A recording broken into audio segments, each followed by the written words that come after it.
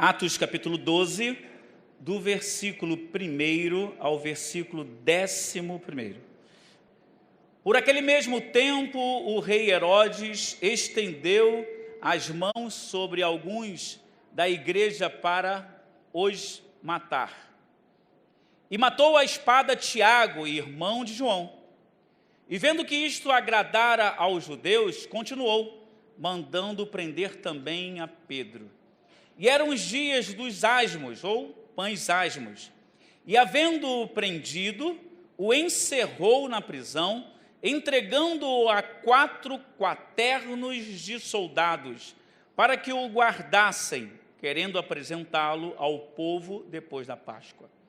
Pedro, pois, era guardado na prisão, mas a igreja fazia contínua oração por ele a Deus. E quando Herodes estava para fazer comparecer, nessa mesma noite estava Pedro dormindo entre 2 soldados, ligado com 2 cadeias, e os guardas diante da porta guardavam a prisão. Versículo 7. E eis que sobreveio o anjo do Senhor e resplandeceu uma luz na prisão. E tocando a Pedro no lado, o despertou, dizendo: levanta-te depressa. E caíram-lhe das mãos as cadeias. E disse-lhe o anjo: cinge-te e ata as tuas sandálias. E ele o fez assim. Disse-lhe mais: lança às costas a tua capa e segue-me. E saindo o seguia, e não sabia que era real o que estava sendo feito pelo anjo, mas cuidava que o via alguma visão. Obrigado. Versículo 10, e quando passaram a primeira e a segunda guarda, chegaram à porta de ferro, que dá para a cidade, a qual se lhes abriu por si mesma, e tendo saído, percorreram uma rua, e logo o anjo se apartou dele. Por fim, versículo 11, fala assim: e Pedro, tornando a si, disse: agora sei verdadeiramente que o Senhor enviou o seu anjo, e me livrou da mão de Herodes e de tudo o que o povo dos judeus esperava. Só até aí. Que maravilha, né? Eu tenho um irmão que quando o texto assim bastante contundente, irmão mesmo, irmão de sangue e pelo sangue, de Marcos, naquele que nós estávamos conversando. Ele disse que quando a palavra assim bastante contundente, o trecho é maravilhoso desse tipo, dá vontade de pegar a Bíblia, botar debaixo do braço e ir embora. Já deu. A palavra por si só, ela já fala, né? É algo assim que a gente olha para as letras e elas saltam para a gente, e é uma coisa assim extraordinária. Aliás, a palavra de Deus é maravilhosa, né? Ela é a verdade, não é uma das verdades, mas ela é a verdade. Eu queria aqui destacar algumas coisas, né? O capítulo 12 todo é maravilhoso. O capítulo 11, ele fala assim vamos dizer assim, de uma pós-conversão de Pedro. Afinal de contas, ele começou a entender o que Deus queria da vida dele. Pedro era muito tradicional, se é que nós podemos chamá-lo assim. Ele era muito judaizante, ele acreditava que a palavra, que Jesus apenas veio para os judeus, assim, apesar de ter vivido ali publicamente ao lado de Jesus durante mais ou menos 3 anos, ele não entendeu que o ministério de Jesus ia além das paredes do judaísmo, e ele foi quase que convencido por outras pressões que lá estavam por causa disso, e depois, muito depois, Deus deu a ele essa visão que está relatada aqui no capítulo 11, onde a Bíblia fala que Deus fez com que descesse um vaso em forma de lençol, ou um lençol em forma de vaso, assim, dá para entender dessa forma. E depois, em outras palavras, Deus estava falando que o que ele tinha, que era o evangelho do Senhor Jesus Cristo, não era só para judeus, era para os gentios também. E graças a Deus, porque se eles tivessem entendido que era apenas para os judeus, nós aqui não estaríamos salvos, não estaríamos rendidos ao Senhor Jesus. Aliás, a palavra rendido é extraordinária. Nós cantamos agora, né? Rendido. Às vezes a gente canta, mas não entende aquilo que a gente está cantando. Eu sou militar, Paim sabe, eu sou militar, e eu sei que algumas reverências, algumas saudações vêm de lá de trás, né? A continência mesmo era aquele homem que tinha uma couraça muito grande, ele levava até aqui e ele destravava, né, aquela viseira, por que não dizer, levantava para ser identificado por uma autoridade. Mas depois que ele enxergasse que aquele a quem que ele ia levantar era uma autoridade, era um superior a ele. Depois, muito tempo depois, esse gesto, né, vamos dizer assim, de vulnerabilidade, afinal de contas, ele abria pelo lado direito, então ele tinha que largar a espada, ele mostrava, vamos dizer assim, os olhos para a autoridade, deixando-se, então, vulnerável a qualquer investida daquela autoridade. Era o único momento que ele se mostrava vulnerável àquele que estava na frente dele. Isso se tornou depois a continência, onde ele leva a mão à fronte e tudo mais. Depois, claro, teve outras sinalizações que a gente pode mais tarde estar falando, né? Mas quando a gente fala de rendido, não sei quantos aqui já tiveram o privilégio de serem assaltados. Eu sou carioca, eu sei bem o que é isso, né? Mas você já viu que quando você é pego de assalto, de surpresa, você está ali o quê? Rendido, né? Em outras palavras, você se rende àquele que está ali te ofendendo. O que é render-se? É não expressar reação. Será que nós verdadeiramente estamos aqui, inclusive eu, estamos rendidos ao amor de Deus? Será que você está com o pé atrás, eu vou lá, mas será que aquele cara que vai falar lá com o microfone na mão, será que ele não sabe alguma coisa, vai dar algumas indiretas para mim? Não, a palavra de Deus não dá indiretas, ela dá direta mesmo. Então, se você se enquadrou com alguma coisa que já foi dito, já foi cantado, ou que vai ser falado aqui, não pense que Deus está dando indireta. Deus está dando direta. Dá indireta àquele que não conhece, ou conhece em parte algum assunto. Mas Deus conhece a sua vida, sabe todas as coisas, sabe a sua necessidade. Então, se você sentir alguma coisa da parte de Deus, se já sentiu, né, na abertura, na oração, ou nos clamores que foram ditos aqui, e também na palavra, querido, não pense que é indireta não, é direta mesmo, do Senhor para ti.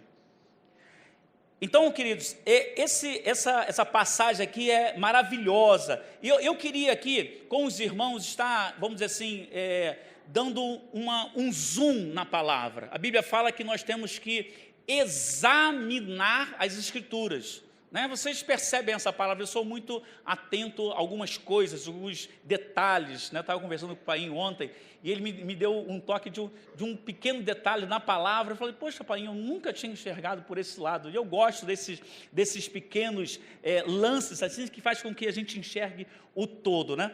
E a Bíblia fala que nós temos que examinar a palavra. Quem vai ao médico e espera que o médico examine, se ele entrar, ele nem olha para você e fala assim, então tá bom, toma aí o remédio X. Você sai, rapaz, o cara nem olhou para mim, que dirá me examinar, que dirá verificar qual é o meu problema, né? Examinar, fala assim, diga 33, abre o olho, né? Olha para lá, examinar assim? Então, examinar a palavra é verificar aquilo nas entrelinhas, o que Deus quer falar conosco. É maravilhoso isso.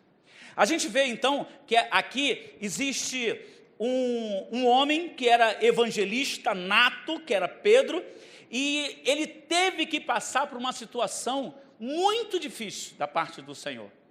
Você veja que no capítulo, no capítulo 11, diz que um homem já tinha sido morto, né? Tiago já tinha sido morto à espada, confirmado aqui no versículo 2, que nós lemos agora, né? Capítulo 12, versículo 2, fala assim, e matou a espada irmão de João, ou seja, Tiago, irmão de João. Já tinha gente que já tinha sido morta ali. Eu não estou falando nem de Estevão, porque o Estevão já tinha sido o primeiro mártir, já tinha sido apedrejado, né? Hoje é muito mais fácil ser evangélico, muito mais fácil. Mas naquela época, dizer que era evangélico, ou seja, dizer que tinha aceitado o evangelho do Senhor Jesus, era estar pronto para morrer a qualquer momento. E Pedro tinha sido preso naquela situação. E olha só o que a Bíblia fala aqui. Eu queria, aí sim, agora começar a dar esse zoom, né? E matando a espada, Tiago, irmão de João, e vendo que isso agradara aos judeus, continuou mandando prender também a Pedro. E eram os dias dos pães asmos, ou seja, naquela ocasião eles não poderiam executar, mas já estava preso, justamente para ser executado de novo. Ou seja, o povo já estava lá, peraí, eu quero uma pedra bonita. Alguns iam morrer apedrejados, né? Então já estava lá escolhendo uma pedra. Muitas vezes, queridos, quando nós falamos de Jesus, muitas vezes quando nós esboçamos com palavras ou com atos, com posições, com decisões, não tenha dúvida, pessoas começam a arquitetar alguma coisa para jogar uma pedra em você. Mas tenha certeza que isso acontece. Tenha certeza que eles podem preparar, mas também tenha certeza que você não está sozinho nessa peleja. O Senhor está contigo. E apesar deles já estarem preparando alguma coisa contra a sua vida, não tenha dúvida, se o Senhor é contigo, quem poderá ir contra? O versículo 4 aqui. E havendo-o prendido, o encerrou na prisão, entregando-o a 4 quaternos de soldados, para que o guardassem, querendo apresentá-lo ao povo depois da Páscoa. Os irmãos entenderam o que é 4 quaternos? Ou seja, 4, era uma escala de 3 por 1, né? Mais ou menos isso. Ou seja, eram 16 homens. E não eram homens qualquer. Eram homens que eram experimentados. Ele era da guarda herodiana, era top de linha, seria o BOPE de hoje, né? Eram 16 homens para guardar aquele homem. Rapaz, que violência devia ser Pedro, né? Você já pensou que homem que merece uma atenção de 16 homens o tempo todo? E como se não bastasse, a Bíblia fala que Pedro estava ligado, 2 ligas, certamente nos pés e nas mãos. Rapaz, Pedro devia ser perigoso demais, né? 16 homens, tinham 2 homens, um do lado e outro do outro, e na porta, ou seja, dá a entender então que eles estavam dentro de uma cela, na porta, do lado de fora, a porta fechada, do lado de fora tinha mais 2 homens, ou seja, eram 4 pessoas por quarto de serviço.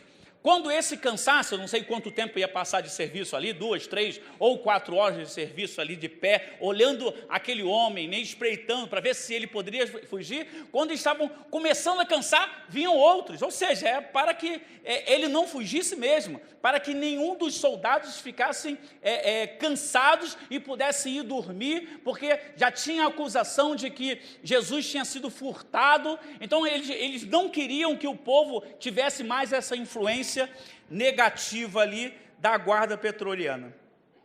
Olha o versículo 5, aqui sim, olha só. Pedro, pois, era guardado na prisão. Dá uma paradinha aí. Pastor, não estou entendendo. O senhor falou que ele foi preso, que ele foi limitado, que ele foi preso às pernas, que ele foi preso às mãos, que tinham 4 homens ali, e que 16 homens ao todo estavam vigiando. Como é que a palavra diz guardado? Queridos, você pode pensar que você está preso.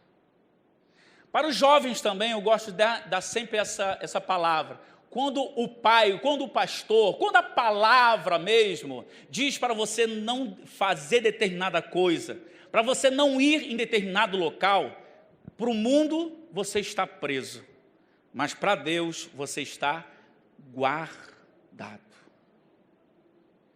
Talvez até para Pedro mesmo estava preso. Para Herodes, eu não tenho dúvida, ele estava preso na cabeça de Herodes. Talvez para aqueles soldados, ele está preso, eu duvido que ele saia daqui. Não é essa a sensação, às vezes, que a gente sente quando nós estamos dentro da palavra do Senhor? Muitas vezes, nós que somos jovens, mais ou menos, né? Mas os jovens, principalmente, têm essa leitura. Pai, eu não posso fazer isso. Não, filho, você não pode fazer isso. Mas o meu amigo faz, a minha amiga faz, o meu terceiro amigo está cansado de fazer. E o pai repete, a mãe repete, ou seja, aquele a quem ama diz não pode fazer, e o jovem tem absoluta certeza que está preso. Mas a palavra, eu queria que você entendesse que a palavra está dizendo que você está guardado. Muitas vezes nós também, adultos, pensamos porque dá alguma coisa errada, e a gente pensa, peraí, mas eu sirvo ao Todo-Poderoso, por que Deus está fazendo isso comigo? Mas eu quero fazer isso, quero investir nisso, e isso não vai à frente, por quê? Queridos, não pense que você está sendo preso por causa da situação, mas pense que muitas vezes Deus está guardando você de um mal maior. O que a Bíblia dá a entender aqui? Que o povo todo queria o quê? Matar a Pedro. Em outras palavras, dizendo o seguinte, que se Pedro fosse solto naquele momento, ele ia ser morto. Os irmãos estão entendendo que a visão de Deus é uma visão diferente daquela nossa cotidiana?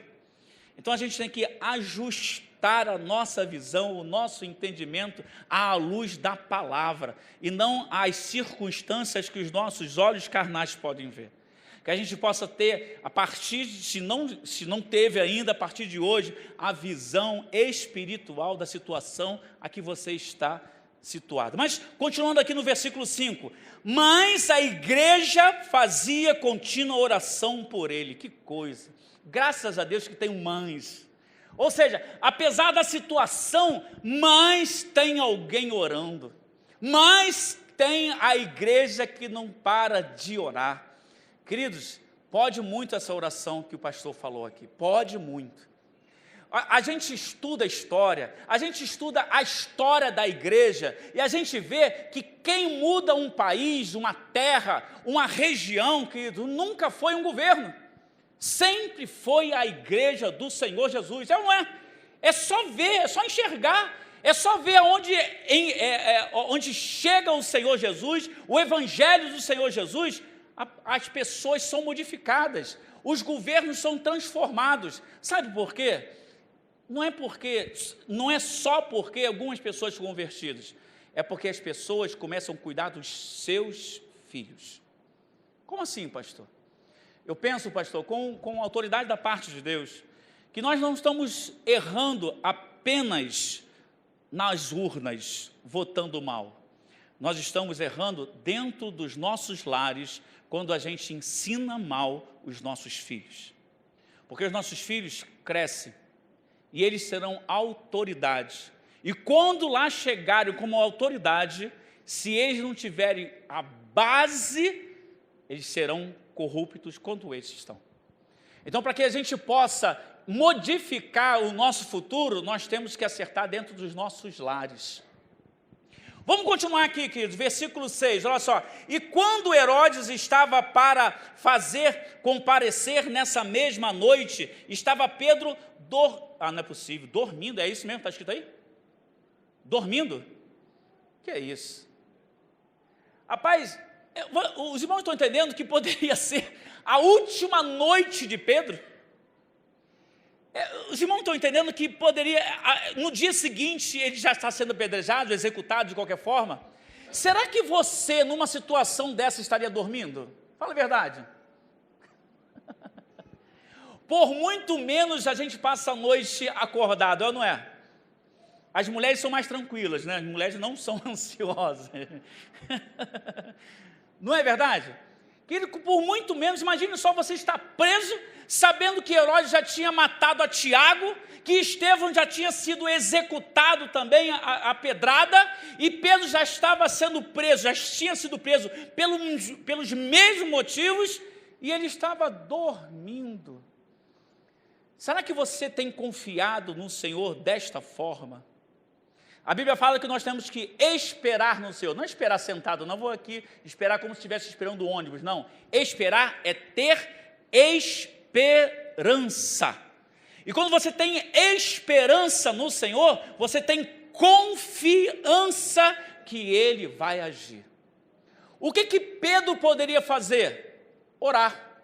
E ele estava fazendo isso, não tenha dúvida. Mas executar alguma coisa ele não podia, mas estava cerceado, estava limitado. Nem andar, nem se expressar, ele não podia mais. O que ele podia fazer, ele fez. Ou seja, até aqui ele podia fazer, e ele fez. Daqui para lá, só o Senhor, queridos, o Senhor sempre faz a parte dele. Se você tem a certeza absoluta que você tem feito a sua parte, confie no Senhor. Se você sabe que o que você podia fazer, fez, você tem absoluta certeza disso, queridos, você pode dormir. Fique tranquilo, porque a parte do Senhor, Ele nunca foi negligente.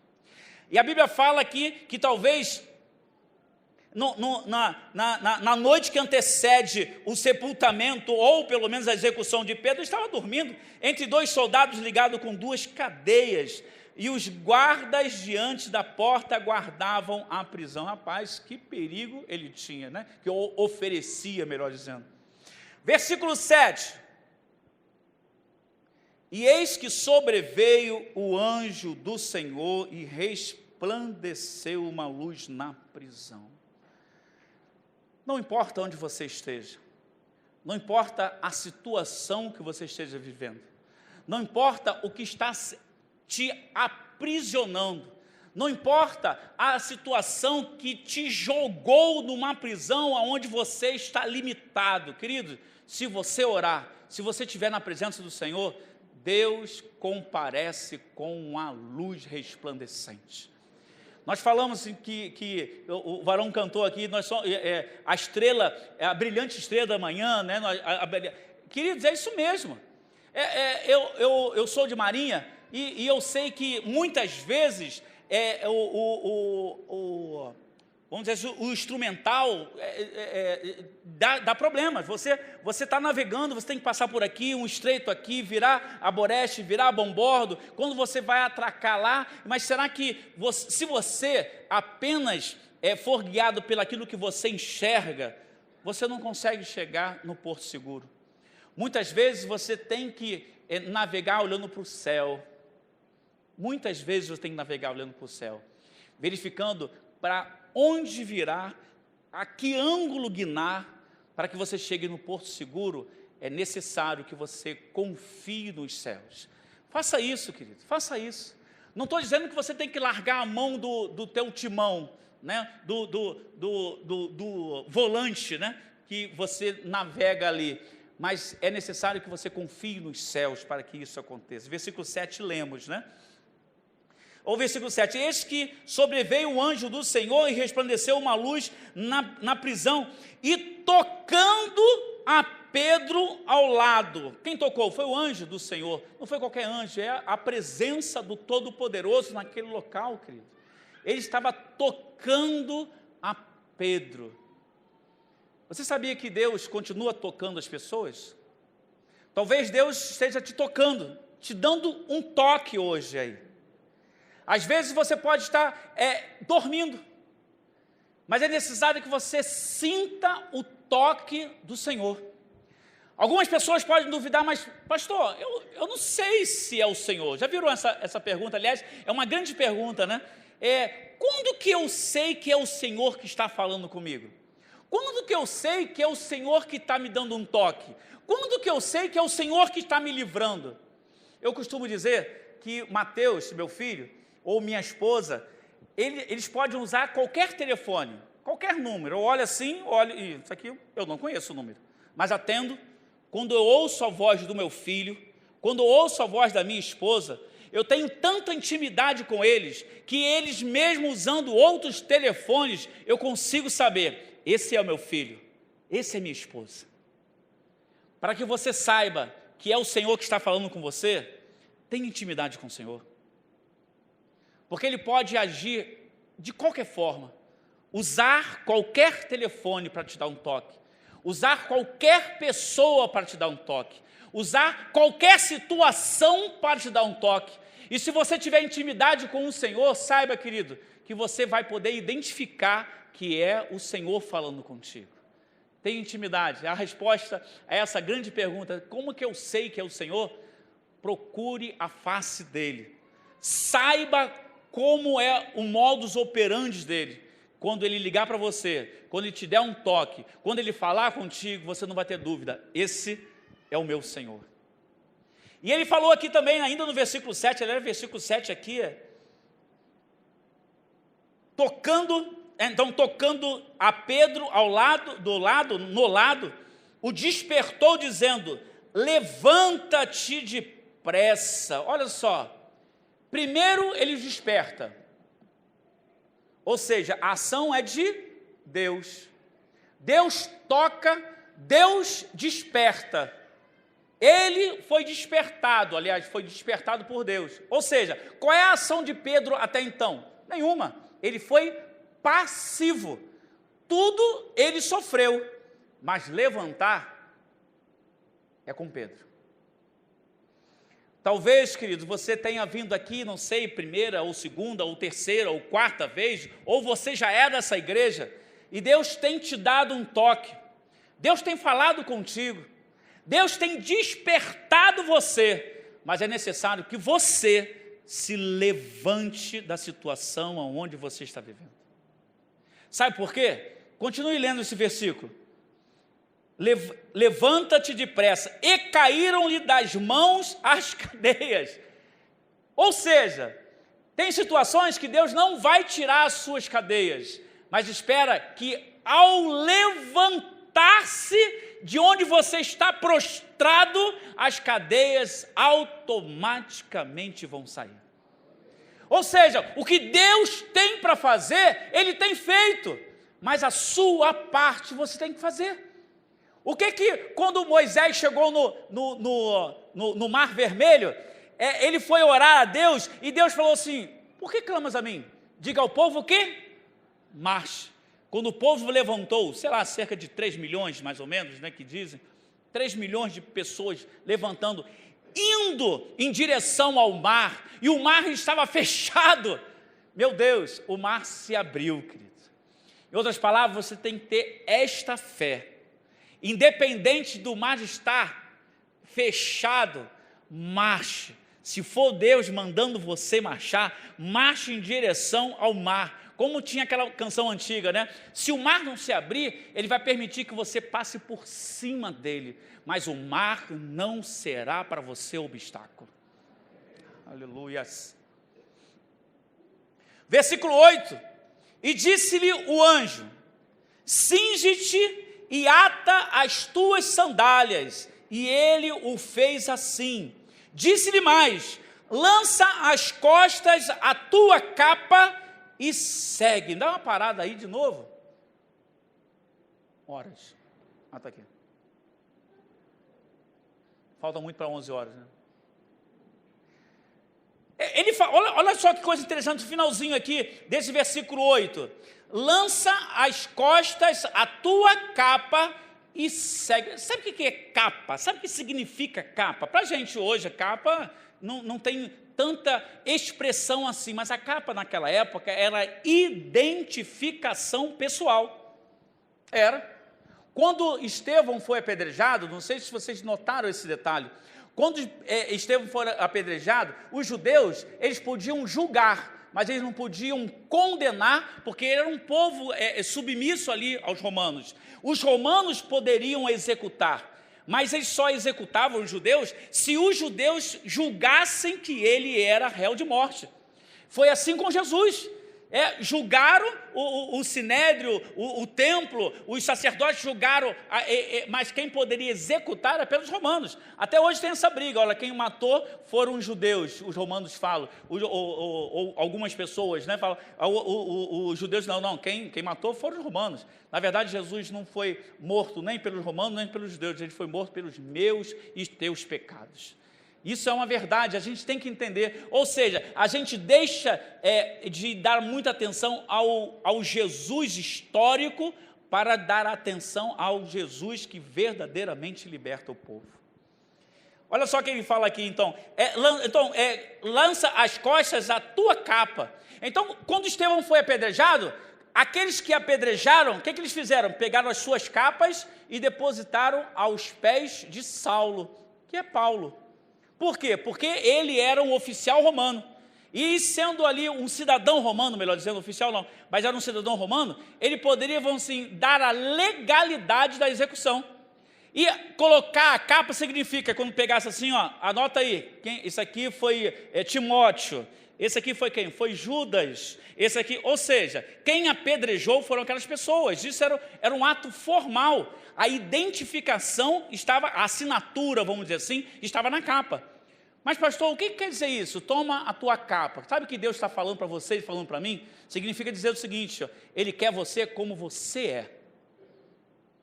Tem pessoas que falam assim, não, mas se eu pregasse igual o pastor Sérgio, rapaz, eu ia evangelizar. Se eu cantasse igual o varão, igual a varô que estava cantando aqui, igual o canarim, né? Se eu cantasse, meu Deus, eu ia evangelizar. Queridos, Deus quer você como você é. Deus quer e vai usar você como você é, com as suas características. Você não tem que ter uma unção extraordinária para ser usada por Deus. Você tem que expor a Deus. Você tem que se levantar. Você tem que dizer, eis-me aqui. Tem um ditado popular entre os evangélicos que fala que Deus não chama os preparados, mas prepara aqueles escolhidos. E é verdade mesmo. Ou seja, querido, não comece, se eu tenho que fazer 3 teologias, eu tenho que fazer pós-graduação, eu tenho que fazer doutorado na Bíblia, aí sim para poder falar de Jesus para o meu vizinho. Não, querido. Tome a sua capa. Ou seja, seja aquilo que você verdadeiramente é. Faça aquilo que você pode fazer, porque o milagre Deus vai fazer. O possível Deus quer que você faça, o impossível Ele vai fazer, não tenha dúvida. Então coloque a capa nas suas costas e segue-me. Isso aqui é extraordinário. Quem segue não vai à frente. Eita Jesus! Quem segue não vai à frente. Quem segue vai após ele. Esse anjo aqui que representa, claro, o Todo-Poderoso, naquela situação ali, a Bíblia fala que ele chegou na prisão e resplandeceu a luz. Imagine só, para seguir aquela luz, você tem que dar a luz ir na frente. Quando a luz vai na frente, você não tropeça, você não cai, você é guiado. A Bíblia fala que o povo de Deus passou alguns anos no deserto e a luz estava sempre à frente deles, conduzindo, mostrando o caminho correto que eles tinham que percorrer. Já viram aquela mulher que perde a dracma? Né? O que ela faz? A primeira coisa que ela faz, ela acende a candeia. Isso é maravilhoso. Antes de varrer a sua casa, ela vai e acende a candeia. Às vezes a gente quer varrer, ou seja, quer fazer o nosso esforço físico sem acender. Querido, se você está trabalhando na sua casa, no seu lar, sem Jesus, sem a luz de Jesus, quando você varrer, quando você se esforçar, você vai bater no pé de alguma pessoa, você vai incomodar, você não vai limpar direitinho, porque você não está enxergando as coisas. A primeira coisa que você tem que fazer na sua casa, para achar aquilo que você perdeu, que é a dracma perdida, ou qualquer outra coisa, qualquer outro dom, acenda a luz. E aqui foi o que ele fez, lança a sua capa e segue-me, não vá na frente de Jesus. Tem pessoas que querem que Jesus acompanhe, já viu? Eu vou por aqui que Jesus me acompanhe. Não, querido, vá atrás de Jesus. Em outras palavras, para que você possa seguir a Jesus, você não pode, quando ele virar para a direita, você continuar indo para frente. Se ele virar para a direita, é para você virar para a direita. Você é um seguidor de Jesus. Você não é aquele que quer que Jesus o siga. Versículos 9 e 10 aqui, para a gente dar uma corridinha aqui. E saindo, o seguia, e não sabia que era real o que estava sendo feito pelo anjo, mas cuidava que via alguma visão. É claro, né? Você imagine só, você está preso no momento, você acorda despertado por um anjo. você levanta, você passa, quem é que vai ter certeza que está vivenciando um momento real? Pedro também pensou que estivesse sonhando, ou levitando, ou sei lá, uma visão, tendo uma visão, mas ele não sabia que era real. Os irmãos estão entendendo aqui, ele até duvidou, chegou a duvidar. Será que era real que estava vivendo ou tendo alguma visão? Versículo 10. E quando passaram a primeira e a segunda guarda, chegaram à porta de ferro. Dá uma parada aí, meu Deus. Ele já tinha passado pela primeira porta. Ou seja, a primeira guarda que estava lá, aos pés dele, muito possivelmente estava deitado. Ele já tinha passado pela segunda guarda, ou seja, pelos dois que estavam lá, sem ser visto, E quando estava caminhando, de repente, aquela porta de ferro. Quantas vezes a gente não é assim, né? Deus faz maravilhas no nosso meio. A gente vê Deus, como posso dizer assim, te livrando de um monte de coisa, Deus revelando, Deus falando contigo, pessoas da sua família sendo renovadas, pessoas da sua família sendo salvas por Jesus Cristo, e você vai naquela tua alegria, daqui a pouco uma porta de ferro, não dá mais, agora acabou, agora não tem jeito. Como? Passar por pessoas, dá para passar, mas pela porta de ferro não tem jeito. Ainda bem que a palavra, esse versículo, não acaba aqui, né? Olha o que ele fala aqui no versículo 10. Chegaram à porta de ferro que dá para a cidade, ou seja, a última fronteira física antes de ganhar a liberdade, a qual se lhes abriu por si mesma. Que coisa. Quem já foi a banco sabe disso, né? Criança que gosta muito, né? Quando passa assim, a porta se abre sozinha. Aí a criança volta, passa lá. Não é assim que... mas para a gente hoje é novidade, mas Deus já tinha inventado essa porta há muito tempo. Eles chegaram à porta, querido, porta de ferro. Não era uma porta de madeira, era uma porta, os irmãos estão entendendo? Uma porta resistente, era de ferro, intransponível humanamente falando. E ela se abriu. Não foi pela força de Pedro, foi pelo poder do Todo-Poderoso. Tem 7 igrejas no Apocalipse e a Bíblia fala que uma delas, Deus com muito carinho fala assim, eu sei que tu és fraca, mas eu coloco diante de ti uma porta aberta. Quer que Deus abra a porta? Reconheça a sua fraqueza. Se você não reconhecer a sua fraqueza, Deus vai falar assim, tá lá, então abre a porta. Quando você reconhece a sua fraqueza, a sua limitação, a sua imperfeição, Deus vai e abre, porque você sabe que não foi você que abriu. E a glória vai vir para Ele. Versículo 11, para que a gente possa estar terminando essa primeira parte, olha aí. Versículo 10, vamos terminar aqui, né? A cidade, a qual se lhes abriu por si mesma, e tendo saído, percorreram uma rua e logo o anjo se apartou. Ou seja, é verdade mesmo, ou seja, Deus faz o milagre, mas olha só, o restante é contigo. Olha só, Deus muitas vezes faz com que você enxergue que Ele está contigo, mas Ele não te abandona, mas você passa a não enxergá-lo fisicamente. Mas não é para abandonar-se, não é para abandonar o caminho, é para continuar, porque apesar da invisibilidade, Ele está conosco o tempo todo. Vamos encerrar aqui no versículo 11, fala assim, Pedro, tornando a si, disse, agora sei verdadeiramente que o Senhor enviou o seu anjo e me livrou da mão de Herodes e de tudo o que o povo dos judeus esperava. Não importa aquilo que estão desejando para você, creia no Senhor e reconheça que Ele te dá o livramento. Aos evangelistas, aquele que tem falado de Jesus, creia nisso, que independente daquilo que Deus possa permitir você passar, vale a pena, porque Ele está o tempo todo contigo. Amém? Eu queria dar um breve testemunho, porque às vezes a gente pensa que testemunho é assim, só vale aquele que matou, aquele que assassinou, aquele que que fez isso ou aquilo, né? Eu vou dar um rápido testemunho da minha vida mesmo, da minha vida pessoal.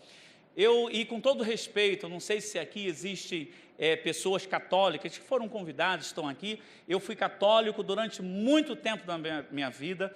Eu fui católico carismático, ou seja, da renovação carismática. E eu sei bem, eu estou falando isso com todo o respeito que eu tenho a essa igreja, mas principalmente aos membros dessa igreja. Tem muitas pessoas que lá estão com sinceridade. É claro que eu não estou dizendo que eles estão totalmente certos, de forma nenhuma, até porque se eu falar isso, eu estaria contradizendo a própria palavra de Deus. Ah, pastor, então quer dizer que só a igreja católica está errada? Não, tem muitas outras igrejas erradas, não tenha dúvida. Mas o que eu quero dizer é o meu testemunho. Eu vim da igreja católica, conheço bem o catolicismo, eu fui desde pequenininho, fui consagrado, eu fui batizado desde pequenininho e vivi nessa vida durante muito tempo. Eu era, vamos dizer assim, um rapaz exemplo. Eu não furtava, não matava, para você ter uma ideia, quando eu tinha até uns 9, 10 anos mais ou menos, eu tinha absoluta certeza, olha só como são as coisas, 9, 10 anos eu tinha absoluta certeza que eu era um santo. Assim como eu via aquelas revistinhas lá de São Pedro, Santo Antônio, São Sebastião, eu tinha absoluta certeza que eu seria um santo daqueles ali. E quando assim eu vi assim, a primeira vez que eu pequei com dolo, ou seja, com intenção de pecar, foi uma grande decepção para mim, muito.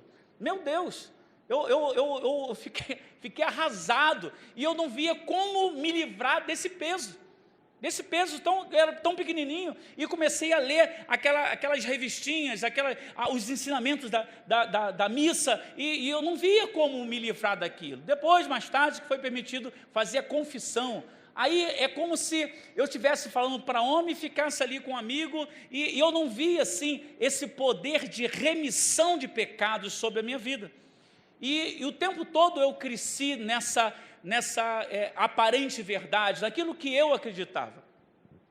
E a minha vida, eu fui crescendo, e quando estava lá mais ou menos de 15 para 16 anos, eu comecei a ouvir falar de concursos públicos e tudo mais. Eu tinha feito um pequeno concurso para a rede ferroviária, então de 13 anos até 16 anos eu era aprendiz, né? Inclusive eu consegui sair um pouco mais cedo da Marinha por causa disso. Eu levei esse tempo de serviço também para a Marinha. Com 16 anos, então, eu fiz o curso, 15 para 16 anos, eu fiz o curso. Eu sei que o concurso, né, da Escola de Aprendizes Marinheiro, passei, né, e fui para EAMES. Antes de ir para EAMES, como eu era do grupo jovem, eu era, vamos dizer assim, muito, como posso dizer assim, muito útil, por que não dizer, dentro da igreja católica. Eu era do grupo jovem, Semente, olha o nome, Semente, e fazia parte da equipe de liturgia. Eu conhecia tudo aquilo ali, a roupa que o padre tinha que usar, a estola, a cor da estola, já viram que às vezes muda, às vezes é verde, às vezes é vinho, às vezes é roxo, é o tempo pascal e tudo mais. Eu conhecia aquilo tudo. O padre, quando ia surmar, é claro, por favor, não era, né, não era como é que aquele que o pessoal fala assim de coroinha, não era coroinha não, mas eu já sabia, o livro missal, que é um livro onde eles se baseiam para fazer a missa dominical, estava lá, já sabia o momento, qual era a primeira leitura, a segunda leitura, em algumas ocasiões a terceira leitura, eu sabia tudo, eu arrumava tudo ali, a equipe toda direitinho. E quando eu passei para a Marinha, o padre José Marques Pascoal, ele me chamou e falou assim, Luizinho, me chamado Luizinho, eu vou falar uma coisa que eu acho que você não vai entender nesse momento, mas eu sei que você é obediente. Ele chegou para mim e falou assim, olha, quando você estiver lá na Marinha, não se reúnam com os católicos. Mas padre, como assim? Não se reúnam com os católicos, se reúnam com os evangélicos. Ele me deu uma missão que eu não sabia, eu não conhecia evangélicos. né? Eu conhecia pouco de ouvir falar, como Jó, né? Eu conhecia de ouvir falar apenas o evangelho. Evangélico, eu não sabia nem o que era isso. E fui para a Marinha. E quando cheguei lá na escola de aprendizes, eu, obediente como sempre, eu fui e me juntei aos evangélicos. O que é evangélico? Onde estão os evangélicos? E eu fui lá e me juntei aos evangélicos. Aí é por aqui? Beleza, eu vou por aqui. E eu comecei a ouvir falar desse Jesus maravilhoso. Desse Jesus que não era um Jesus morto, não era um Jesus pendurado no madeiro, não era um Jesus que precisava que a gente acendesse velas para ele, não era um Jesus que a gente precisava fazer romarias, mas era um Jesus que era um libertador. Eles falavam de Jesus com lágrimas nos olhos. Eu falei, eu quero isso para mim, eu quero isso para mim. E nesse grupo tinha uma pessoa especial, um amigo que colou comigo. Um menino que naquela época tinha seus 17, quase 18 anos, já que eu tinha 16 anos, ele já estava, se não 18, estava bem próximo de 18 anos. E ele olhou para mim e ele falou assim, poxa, eu vou colar nesse cara. Ele está com muita dúvida ali, eu vou colar com esse cara. Mas eu estava ali, aonde eles iam, ia lá também. Né? Vou para culto, beleza, vamos para lá. Vem cá, não pode ir para a igreja católica? Não, não pode não. Vamos para onde? Vamos para a Assembleia de Deus? Vamos embora. Vamos para a Batista? Vamos embora. E a gente visitava, eu sei que era maravilhoso, mas também a gente ia para a praia, a gente curtia, mas era uma alegria, sem outros motivos. Era uma alegria só por estar na presença de Jesus. Eu falava, eu quero isso aí também. E eles falavam de Jesus, mas é necessário que você aceite Jesus. Mas como assim aceitar Jesus? Mas eu conheço Jesus, eu sei a história de Jesus, eu sei que Maria... Não, Maria, olha só. Veja bem. E comecei a falar, e esse jovem que eu falei, que colou comigo, ele teve muita paciência comigo. Graças a Deus. Ele via que eu tinha algumas distorções da palavra, que eu conhecia de ouvir falar, mas não tinha imersão, eu não conhecia bem a palavra. E como eu tinha muita, vamos dizer assim, confiabilidade na Bíblia, ele me fez uma proposta que eu gostei muito. Ele falou assim, fala o seguinte, toda vez que a gente divergir, toda vez que você falar uma coisa ou falar outra coisa, vamos à Bíblia. Vamos ver o que a palavra de Deus fala sobre esse assunto. Gostei dessa palavra. Gostei dessa proposta. Faz o seguinte, então toda vez que a gente distorcer, que a gente discordar um do outro, vamos para a palavra. Rapaz, a gente discordava, ia para a palavra, vamos lá, vamos ver quem está escrito na Bíblia. Aí ele abria a Bíblia, rapaz, me mostrava, e eu ficava envergonhado e chateado, porque eu não via na Bíblia argumento para contradizê-lo.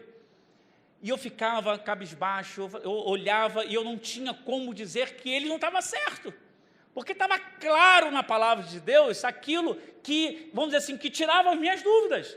E eu recuava, e todas as vezes que a gente ia ter outro embate, ele chegava lá, não, vamos discutir, vamos ver o que a Bíblia fala. E foi assim durante um ano, onde eu estava lá na Escola de Aprendizes do Espírito Santo. Nos formamos. Mas eu quero dizer também que é diferente, a gente não ouvia falar de Jesus, eu não ouvia falar de Jesus só uma vez por semana, no domingo, quando eu ia a culto, não, era imersão. Eu acordava às 5 horas da manhã e era Jesus que estavam se falando. Eu ia dormir depois do estudo obrigatório e era Jesus que a gente estava falando. E era internato, depois passou a ser semi-internato, porque a gente podia ir finais de semana, mas durante a semana a gente tinha que dormir lá. Então durante um ano, foi uma overdose de Jesus, durante um ano, né? Foi uma overdose de Jesus. E eu saí de lá, apesar da alegria dentro do meu coração, por ter conhecido essa sinalização de um Jesus que eu não conhecia, eu falei assim, eu vou estudar a Bíblia. Eu vou estudar a Bíblia para mostrar para esse cara que ele estava errado, que o catolicismo que está certo. Eu vou começar, ele só me mostrou a palavra porque ele conhece mais a palavra, mas eu vou estudar a palavra e vou chamá-lo para que a gente possa discutir em cima de todos aqueles assuntos e vou mostrar para ele que o catolicismo está certo. E eu abria a Bíblia E todas as vezes que eu ia buscar na palavra, coisas que estavam interrogação dentro do meu coração, a palavra saltava aos meus olhos e confirmava que ele estava certo. E foi assim durante muito tempo. E como eu voltei para a Igreja Católica, como eu voltei para o meu grupo jovem que lá estava, eu comecei a ser um problema. Porque quando mandavam eu fazer alguma coisa, eu não queria fazer. Mas os irmãos entenderam que eu estava num processo de conversão, mas eu não queria sair da Igreja Católica. Os irmãos estão entendendo que a minha conversão não era mudança de religião, era algo interno que estava acontecendo comigo. Eu penso assim, depois, mais tarde, conhecendo um pouco mais de Lutero, ele não queria sair da Igreja Católica, mas ele queria que todo mundo conhecesse a verdade.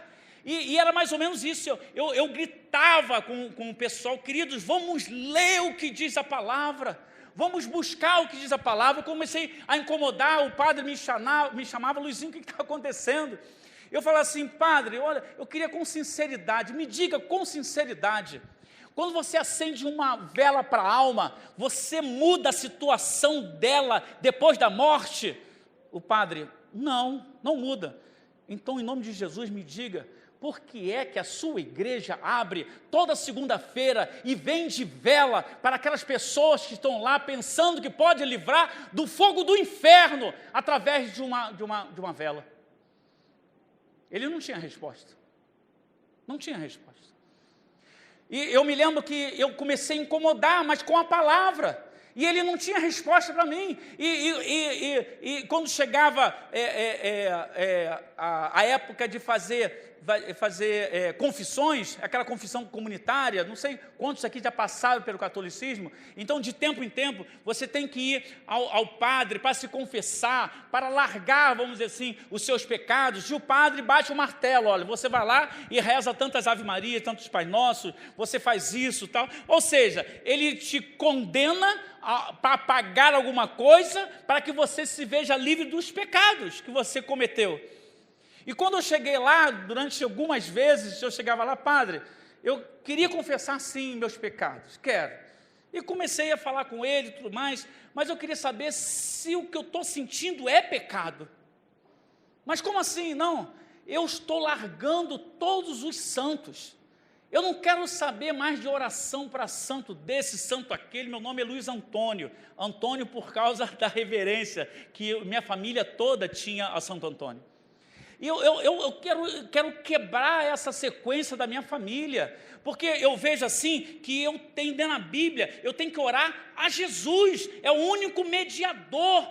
O catolicismo fala que a Maria é mediadora dos homens, a Bíblia fala que só há um mediador entre os homens e Deus, e o nome dele é Jesus Cristo.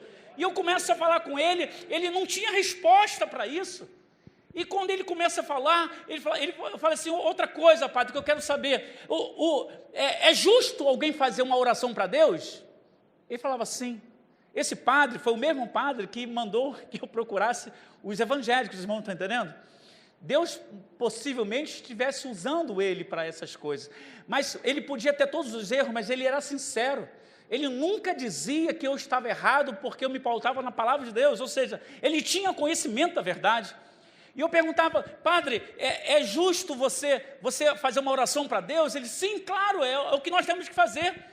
Eu falei assim, padre José, é justo você fazer uma oração para Deus e uma oração para aquilo que não é Deus? Ele, espera aí, Luizinho, olha só, você está comparando esse negócio aí que você está falando, ou essa pessoa que não é Deus, Pai José, eu posso fazer uma oração para Deus e 2 orações para essa pessoa que não é Deus? Ele, não, peraí, você está botando importância 2 vezes mais do que de Deus. Ele falou assim, Luizinho, fala logo o que você quer saber. Não, eu tenho mais 2 perguntas, padre. Eu falei para ele, é justo você fazer uma oração para Deus e fazer 10 orações para aquilo, ou para aquele ser que não é Deus? Ele, não é justo. A última pergunta, padre, é justo você rezar o terço, que é 1 Pai Nosso e 10 Ave Marias? Foi essa a resposta. Silêncio. Ele falou assim, por que você é contra a oração da Ave Maria? A primeira parte é bíblica. Ave Maria, ou seja, salve Maria, uma saudação que o anjo fez a ela. Ave Maria, cheia de graças, é claro, o favor estava com ela, não tenha dúvida. Eu com todo respeito, querido, você sabe disso, lá no começo já falei isso, com todo o respeito que eu tenho ao catolicismo, aos católicos, melhor dizendo, eu sei que muitos deles estão ali por ignorância, por desconhecimento da palavra de Deus. Mas eu não posso também dizer que Maria não era santa, que Maria não tinha a santidade. É claro que ela não era santa, como os católicos falam, que ela é mediadora, que ela pode aparecer, queridos, não tem jeito, ela está num local onde ela não pode ter contato, morreu, não tem jeito. Não é que ela não queira, é porque é impedido a todos que morreram. Mas peraí, Jesus não morreu, mas ele ressuscitou, ele não está morto. É por isso que ele é o único mediador, é o único que está nessa situação. E eu comecei a falar Ave Maria, cheia de graças, eu falando com ele, o Senhor é convosco, isso tudo o anjo falou, é Bíblia, é bíblico. Bendita sois vós entre as mulheres, em outras palavras, Deus escolheu você porque você foi bendita, você foi escolhida dentre as mulheres, bendito é o fruto do vosso ventre, Jesus. Até aí tudo bem. Santa Maria, mãe de Deus, se ela é mãe de Deus, ela é antes de Deus. Se ela é antes de Deus, Deus teve início, e Deus não teve início. Ele é eterno, não é só para o futuro, ele é eterno para o passado. Ele é aquele que é, não é aquele que foi, não é aquele que será, é aquele que é, aquele que se apresentou a Moisés. Ele é o eterno, poderoso. Então, ela não é mãe de Deus. Ela pode ser, e é constatado na Bíblia, mãe de Jesus. Mãe de Jesus, homem. O Deus que se fez homem. Então, a matéria ali foi gerada no útero de Maria. Eu não tenho dúvida quanto a isso, porque isso é bíblico. Mas mãe de Deus não é. Santa Maria, mãe de Deus, rogai por nós. Não faz isso. Nem que ela queira. Ela não pode rogar. Ela não pode pedir. Não existe essa possibilidade. A Bíblia fala, né? Olha, lá no seio de Abraão, né? O Lázaro falou assim, então, o rico chega lá, então, por favor, pede alguém, deixa que eu vá lá falar com os meus parentes para que não venham para o mesmo lugar. Não, olha só. Existe um abismo entre os vivos e os mortos. Ninguém passa. Maria morreu, querido. Não pode ser nossa mediadora. Até ela, na oração que ela fez, ela reconheceu que o Senhor é por ela. Santa Maria, mãe de Deus, rogai por nós. Parece que eu estou rezando. Rogai por nós, pecadores, agora e na hora. Aquele que espera que Maria vai fazer alguma coisa, ele vai ficar frustrado. Porque às vezes espera que até a morte faça isso, e queridos, por incrível que pareça, por ignorância, eles podem estar indo para o inferno e confiando em alguém que nada pode fazer. Os irmãos estão entendendo o perigo de rezar Ave Maria? Crer que Maria pode fazer alguma coisa? E eu fiz essas perguntas para o padre ficava louco, ficava desesperado, e ao mesmo tempo eu não podia fazer nada. Eu estou falando do meu testemunho, aquilo que aconteceu. E eu comecei a incomodar, mas eu não queria sair dali, porque eu queria que Deus me usasse para que, assim como eu conhecia a verdade estava me libertando naquele momento, eu queria que mais pessoas conhecessem a verdade. E teve uma situação onde nós estávamos reunidos em oração. O Católico Carismático faz muito grupo de oração, não sei se vocês conhecem esse formato carismático, faz muito grupo de oração, e minha mãe, sendo dirigente de oração da Igreja Católica Carismática, tinha um núcleo dentro da minha casa, e quando lá estavam reunidos, só jovens para fazer essa oração, muitos deles, sabendo daquilo tudo que estava acontecendo comigo, começaram a me bombardear de perguntas, muitas mais perguntas do que aquelas que eu fiz ao padre. Queridos, Deus me usou de forma extraordinária. Tinha lá, 15, 20 jovens, e todos eles, quando levantavam e faziam a pergunta, eu pedia para ele abrir na Bíblia deles, capítulo tal, livro tal, capítulo tal, versículo tal. Aí o outro fazia, eu falei, livro tal, capítulo tal, e eles iam buscar lá, e aqueles que iam buscar ficavam calados, porque viam na resposta da palavra de Deus, apenas a palavra de Deus, sem interferência minha, apenas o que eles enxergavam na palavra de Deus, a resposta para a pergunta que eles estavam fazendo. E tinham muitos que faziam pergunta nesse grupo, e quando chegou ao ponto, a minha mãe foi, e estava presente, e falou assim, Luiz, por que você não muda de religião? Eu falei assim, mãe, eu não estou mudando de religião, mas eu estou confessando com meus lábios, que eu estou aceitando o Senhor Jesus como meu único e suficiente Salvador na minha vida. Eu estava dizendo isso para ela, para a glória do Senhor. Para a glória do Senhor. Eu estava falando para ela, e é interessante que os irmãos façam isso, porque eu não me converti dentro de uma igreja evangélica. Eu não sou convertido a uma igreja, eu sou convertido ao Senhor Jesus. Quando eu saí de lá, eu fui, sim, depois disso, por causa das perseguições, por causa de tantas coisas que aconteceram, eu tive sim que sair de lá, meio contrariado, mas eu tive que sair de lá, porque, afinal de contas, eu sentia essa vontade de estar com os irmãos que acreditavam na mesma verdade, que oravam a Deus, que queriam buscar a Deus. E eu conheci uma igreja a primeira igreja que eu conheci foi a igreja que eu estou até hoje, a igreja cristã Antioquia. É claro que as coisas, você pode falar assim, então foram resolvidos todos os problemas. Não. Paralelamente a isso, eu tinha uma noiva que me mandou embora. Paralelamente a isso também, eu tinha um pai roxo, católico roxo, que me mandou embora de casa. Mas eu continuei firme no Senhor. Continuei firme no Senhor. Eu sabia o que eu queria. O que eu estou falando com isso, querido, porque às vezes eu vejo, até na minha igreja mesmo, pessoas que quando chegam na igreja, porque um irmão, pela interpretação dele, olhou diferente para ele já quer sair da igreja. Um irmão que às vezes você chega, ou chega mais cedo, ou chega mais tarde, alguém brinca com você, às vezes com amor, às vezes, ou então nem fala contigo porque está tão atarefado, quer ver alguma coisa, passa por você e não consegue falar, ou apenas desapercebido, nós somos humanos e às vezes a gente erra, passa, e fulano não falou comigo, eu vou embora de Cristo, vou embora da igreja.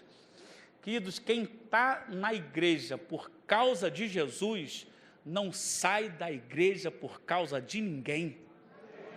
Quem é verdadeiramente convertido não está se importando se alguém desafinou, se alguém canta mal, se alguém dança mal, se alguém... Não!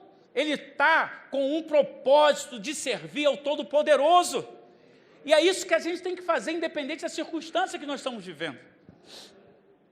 Eu queria dizer, queridos, que é uma simples conversão, é verdade. Eu não fazia nada, eu era um garoto decente, eu era guardado, eu estudava, eu era relativamente bem desempenhado nos estudos, não dava problema para a minha família. Algumas pessoas confundem isso, pensam que só porque é um bom cidadão está indo para o céu. Não, queridos, tem muitos bons cidadãos, corretos, zelosos, que estão indo para o inferno, porque não conhecem Jesus. Não é só o assassino que precisa de Jesus, não. Nasceu, precisa de Jesus. Às vezes a gente fica intimidado de falar para uma pessoa que está correta, que paga seus impostos. Às vezes a gente fala assim, não, mas ele não precisa de Jesus, querido, precisa de Jesus como qualquer pessoa. Eu quero dizer, queridos, para você, resumindo aqui, para que a gente possa estar se dando continuidade a esse culto, que eu estou muito alegre. Porque lembra que eu falei que tinha um jovem que falou de Jesus para mim, quando eu entrei na Marinha e tudo mais? Eu ouvi falar que ele está aqui no nosso meio aqui. Ele está aqui no nosso meio. Eu não sei quantos aqui conhecem.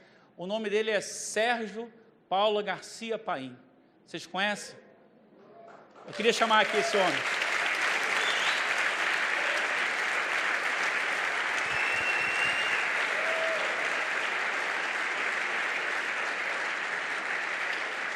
Nem ele sabia do que estava acontecendo. Eu me lembro de Paim, como ele é simples. Eu passei esse tempo aqui conversando com ele, eu vi que ele não mudou nada, só mudou a idade, uma rugazinha ali, outra aqui, caiu alguma coisa aqui, mas fora isso, continua o mesmo garoto, com a essência. Ele fala de Jesus com lágrimas nos olhos. Ele não fala de Jesus, aquele homem que morreu há não sei quantos anos. Ele fala de Jesus presente ao lado dele. Maravilha, maravilha. E esse garoto que eu queria tanto ser igual a ele, está aqui. Eu sou hoje pastor, pela misericórdia de Deus. Minha esposa, aquela noiva, eu orei por ela, e ela está aqui, ela se converteu, nós casamos e temos um filho lindo. Mateus, está ali. Eu quero dizer com isso também que a minha família, aquela que era tradicionalíssima, muitos já se converteram ao Senhor. Nós somos 5 irmãos e dos 5, 3 já se renderam ao Senhor. E eu estou com os canhões virados para as outras 2 que ainda não aceitaram, mas é questão de tempo. O meu pai que é falecido, aquele que me mandou embora de casa, no final da vida dele, ele já estava frequentando uma igreja evangélica. Talvez ele não tenha falado para minha mãe, porque minha mãe era muito rigorosa, mas até minha mãe hoje está muito quebrantada. Eu quero dizer que não estou jogando purpurinas na cabeça dele, porque ele não precisa disso, né? Eu estou dizendo aquilo que Deus fez através dessa vida. Ele não falava de Jesus como... Vou insistir nessa tecla. Eu me lembro do Paim, e talvez nem lembre disso. Ele teve um aborrecimento nem me lembro quem era, aliás, nem precisa dizer, e ele foi ofendido, ele foi humilhado, e ele foi injustiçado por uma pessoa, colega nosso. Eu me lembro que nós conversávamos muito, ele veio chorando, talvez nem lembre disso também. Ele veio chorando e falou assim: Nilma, eu preciso me vingar. Eu falei, que isso? Paim? Não, eu preciso me vingar. Quando ele mais precisar de alguém, eu serei o primeiro a ajudá-lo. Bem-vindo ao cristianismo. Esse é o cristianismo, é o evangelho que eu sirvo e que você certamente está impulsionado a servir. Esse é o nosso Jesus. Toda honra, toda glória ao nosso Deus. Deus abençoe. Obrigado pela oportunidade.